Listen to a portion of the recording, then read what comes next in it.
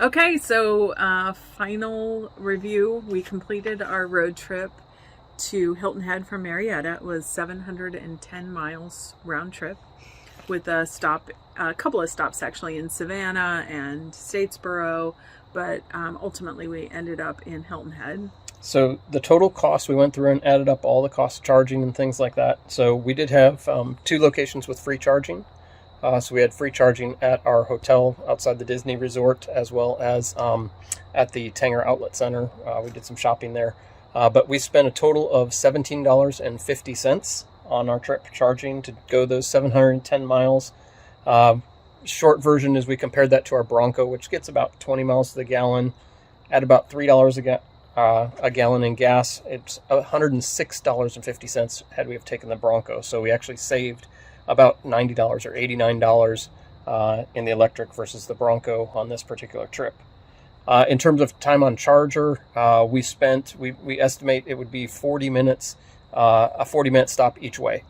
So 40 minutes on the way down, 40 minutes on the way back, and then we just supplemented that a little bit with convenience charging, like I said, at shopping and at the hotel.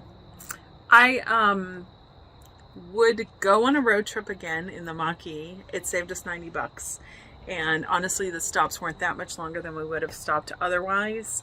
I prefer to go on trips where you wouldn't have to stop and charge, that just you could wait until your destination and charge.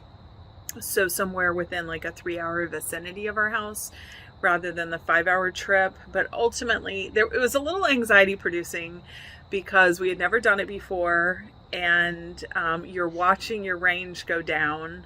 Even though there were chargers all over the place, it was just something new and different. On the way home, we hit a lot of traffic, so it took us longer to get home than we anticipated. The Mach actually does really well in traffic because if it's stop and go, the brake is regenerative, so it puts power back into the battery. So it actually helps extend your range when you're in stop and go traffic. So it helped us on the back end.